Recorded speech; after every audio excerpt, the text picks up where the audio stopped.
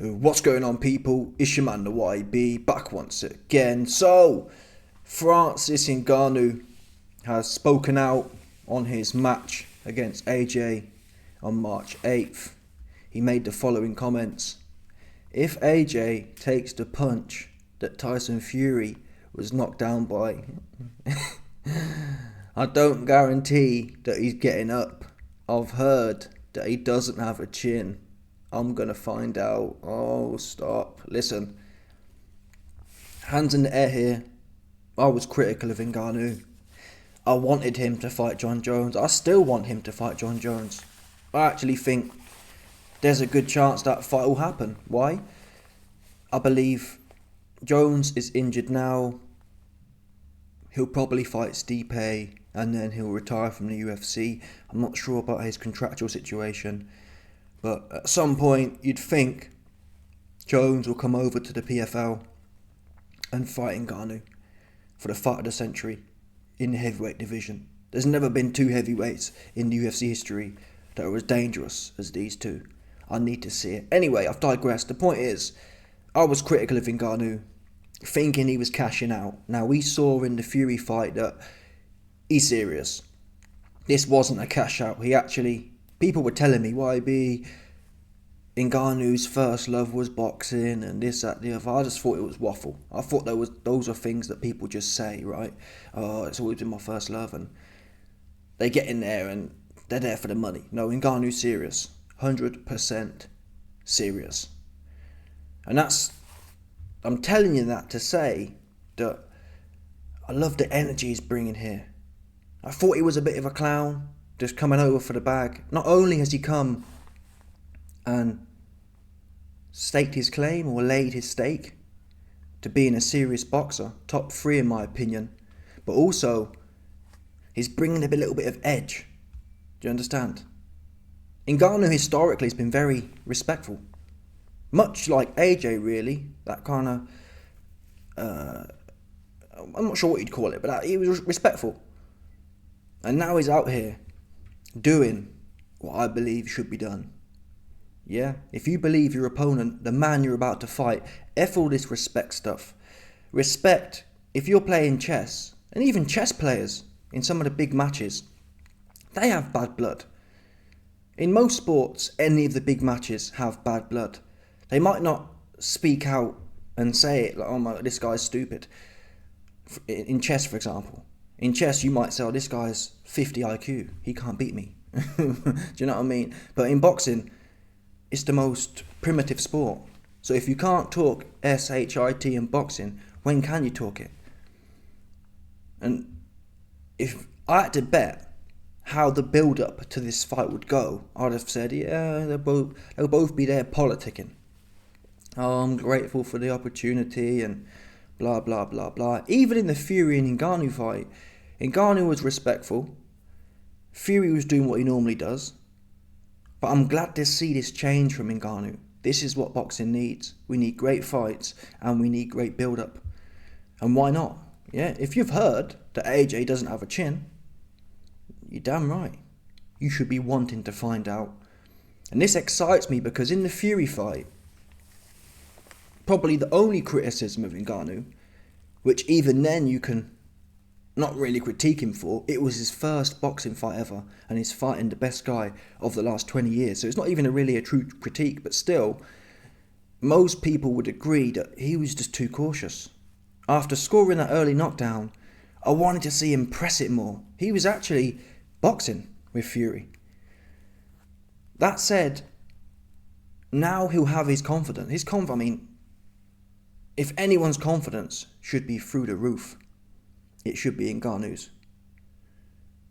You've just gone in there and, in my opinion, beat the best guy of the last 20 years who's been doing it 30 years himself. So to hear him now backing up the performance we've seen with this kind of talk, it makes for a finger-licking good fight, or a finger-licking good build-up and a finger-licking good performance. I'm going to find out. I'm going to test his chin. I want to see Ngannou win. And look at his UFC fights. He don't mess about. In the UFC, Ngannou comes out and that lever's swinging. Now, boxing, I don't know. Is it as easy to be gun-ho in boxing? The gloves are bigger. The skills are more refined. There's only one method that you can really attack someone in boxing with your hands, kind of thing. In mixed martial arts, there's so many different areas, so many things you've got to think about that it's arguably easier to get some shots off because people can't just concentrate on the two hands in front of them. They've got to think about everything, and hence that opens up opportunities to find gaps. And also, if you're a top boxer like Ngannou clearly was, when you get in there with a bunch of wrestlers like Stipe Miocic or whatever, because a lot of these, it's well known in the sport of mixed martial arts, people fall in love with their hands. They do. Happened to everyone.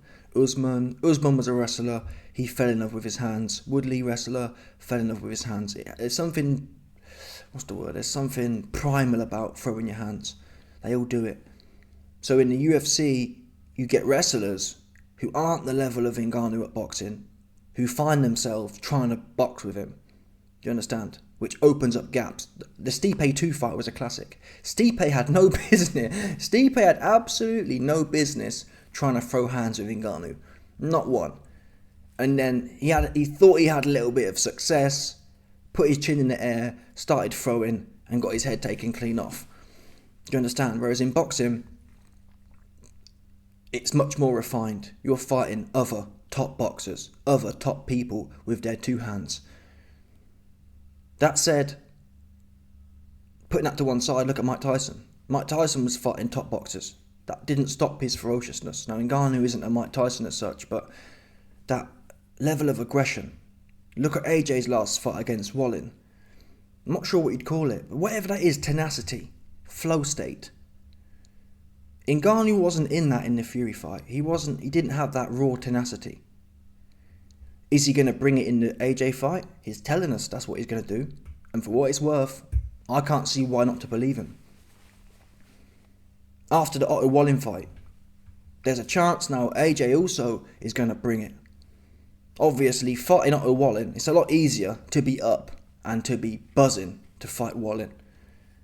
So we're going to find out how people have said it, and myself included, AJ's finished, he's lost his head, etc, etc. But we are well and truly going to find out how back on AJ is in this Ngannou fight, because if there was ever a time to be jitty, like he was against Franklin, like he was against Hellenius, you best believe it's going to be in the Ngannou fight. Especially if Ngannou comes on his job, looking to take AJ's head clean off. So either way, I mean, the best outcome here would be AJ to be red hot and Ngannou to be red hot. I mean, it's mind-blowing, the idea of that. Both men in there. And who'd you back in that? I mean, I'm leaning towards Ngannou. I have to say that. I'm leaning towards Ngannou. Why? He's got the infrastructure. He's got that chin. So far, at least. He's got that chin, and he's on the way up. AJ still, he might be recovering, but no one can tell you AJ's on the way up. That Wallin fight showed he can do what he used to be able to do. It wasn't better than his best performances, right? Whereas Ngannou, there's more potential there. There's more potential for Ngannou, who's had one boxing fight, to get better than there is for AJ to get better after 20 years of boxing. Ben Davidson, new trainer or not. So yeah, I'm backing Ngannou on this one. He's saying the right things. But really it's win-win. Whoever wins this fight, especially if it's a knockout, I'm backing to beat the winner of Fury and Usyk. Facts. The winner of this fight by KO beats the winner of Fury and Usyk. Anyway, let's go through some of these comments. Considering AJ's been knocked down and wobbled by Andy Ruiz, while Fury has gotten knocked down by Wilder 2 to 3 times and continued to fight normally, I'd say Fury does have the better chin than AJ. Can we stop acting like that punch from Ngannou landed was devastating? End of the day, bro. The facts are, Fury has stopped Wilder. Wilder's a boxer of 20 years, 15 years, however many years. He stopped him twice. in devastating fashion both times. Punched him all around the ring. Go back and look at the photos. Fury didn't really even land a glove on Ngannou, and if he did, there was no damage. Meanwhile, Ngannou put Fury down. How many people have put Fury down? Literally just Wilder. So you can say it's not devastating or not. Who knows? And really, look at the Dillian White fight. Fury versus Dillian White. No one expected that. Fury's not a big puncher. So it's not even just about, well, Ngannou hit Fury, so if he hits AJ, punches are different. People catch punches differently. It's not just about AJ's chin, it's about that punch Ngannou throws next time might be better, it might be worse. In fact, the punch Ngannou throws might be scientifically worse, but still knock AJ spark out. Do you know what I'm saying? So it's one of them. Meanwhile, even when you look at the AJ and Wallin fight, yes, AJ didn't have time to break Wallin down, but still, AJ doesn't have, and never really has. That's been a criticism. Even in the AJ versus Wilder build-up, people would say things like, Wilder can hit you once and you're smoked. AJ's always been a breaker-downer. He has to hit you again and again and again and again and again. Okay, he knocked out Hellenius on 2 days' notice with one punch. Whatever. Do you know what I'm saying? For me, that don't count. AJ's been in there with Andy Ruiz, put him down, couldn't finish him. Didn't put him down at all in the rematch. AJ's been in there with Pulev, wasn't really too decisive in that fight either. Ngannou's out here only getting better. See, I'm sorry, I've got Ngannou on this one. Ngannou's bigger as well. So yeah, I see the upside of Ngannou here. Plus, if he brings that mentality, it's going to be a long, hard night. Again though, I'm not hating on AJ. If AJ pulls it off, I've got him beating Fury and Wilder, but playing the whole adding up game, I have to back Ngannou to get this done on this one.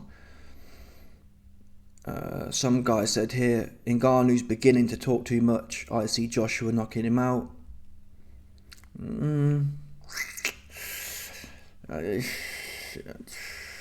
Do I see AJ knocking Ngannou out? I don't see that, people. I just don't. Based on the information we have, I don't see that whatsoever. Ngannou's too tricky. He's not stupid. If Ngannou was going to get knocked out, Fury would have done a lot more than he was able to. But boxing triangles are boxing triangles, worth absolutely nizzle, as my betting resumes found out over the years. He ain't getting up, Francis. He ain't got the heart of the bare knuckle king, Tyson Fury. That's not true. AJ's never actually, and that's over the years I've been angry at AJ. AJ's never actually not got up.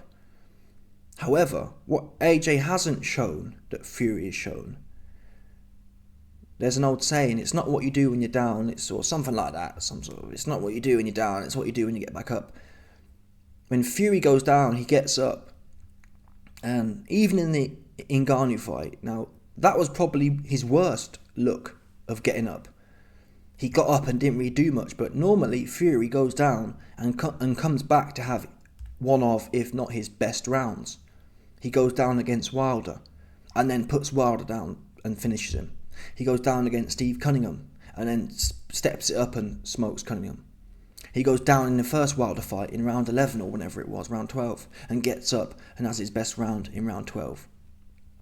AJ, on the other hand, he goes down against Ruiz and he didn't really want to know any more about it. He was scared to death in that sense. The Klitschko fight, fair play to him. The Klitschko fight, he went down, took a few rounds off, and then came back. But he's never shown that. And even in the Klitschko fight, he still took a round or two off to start getting back at it again. In fact, I think it was more than that. He knocked Vlad down in round 4, I think, or round 5, and then he went down in round 6, and then Vlad was out of there in round 11. It was never that. And I believe AJ spent rounds 7 and 8 or whatever just being proper tentative. And it was at that point Vitaly Klitschko told Vladimir, don't go after him. He's a bodybuilder. He's going to gas out. So they were hoping on AJ's downfall. As it happens, it didn't come. The point is, AJ didn't force the pace. It was more Vlad. AJ didn't get put down and then got up and came back fighting, right? People to this day argue, well, Vlad let him back into the fight, possibly. So yeah, I do have to agree. Fury has shown more of whatever that is, of that fight. What they say, a fighting dog never lies down, or a fighting dog's never. I don't know. There's a whole bunch of these dog ones. Never count a dog down. I don't know. You're one of them. That's what Fury has shown. Never count yeah, I don't know. Yeah. Joshua fighting another victim of Tyson Fury. Hilarious at this point. What? Ngannou beat Fury, mate. You know what I mean? Victim of Tyson Fury. Joking. The only man victimised in that Fury and Ngannou fight was Fury. Even Fury knows he was lucky to win that fight. He knew he didn't really win. He was like, yeah, I'm grateful just to get the W. I'm grateful to get out of here with my record intact. You can just tell by his mannerisms. Anyway, last one. Perfect incentive for AJ. Ngannou didn't flinch at Fury's elbow, but an AJ combo followed by an uppercut boom. This is going to be good. Yeah, that's what it comes down to. If AJ's firing and Ngannou's firing, the only people who win here are the fans, and I couldn't care less who wins. My mind's leaning towards Ngannou, but we're winners either way. That's how I've got it. Anyway, let me know your thoughts, people. Hopefully this spices up. If I was Ngannou, if I was advising Ngannou, I'd keep on this track. Why not? Nothing to lose. Smash the like button, subscribe, and leg off the bell, 100%, no doubt.